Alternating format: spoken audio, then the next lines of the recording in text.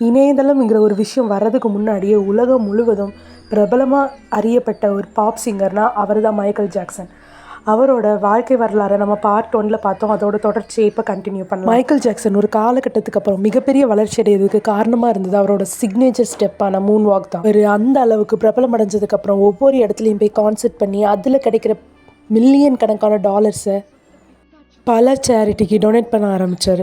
முக்கியமாக எய்ட்ஸால் கஷ்டப்படுற குழந்தைங்களுக்கு $1,000,000 அவர் டொனேட் பண்ணார்.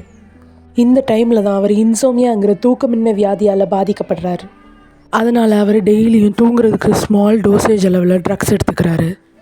இது ரொம்ப நாள் கண்டினியூ ஆகலை. ஏன்னா அவர் ஒரு நாள் அதிக அளவு ட்ரக்ஸ் எடுத்து இறந்தும் போகிறாரு. ஆனால் இதுலேயே ஒரு பெரிய மிஸ்ட்ரி என்னென்னா, இவர் இறக்குறதுக்கு 5 மணி நேரத்துக்கு முன்னாடி இவர் இறந்ததா விக்கிபீடியாவில் அப்டேட் பண்ணப்படுது.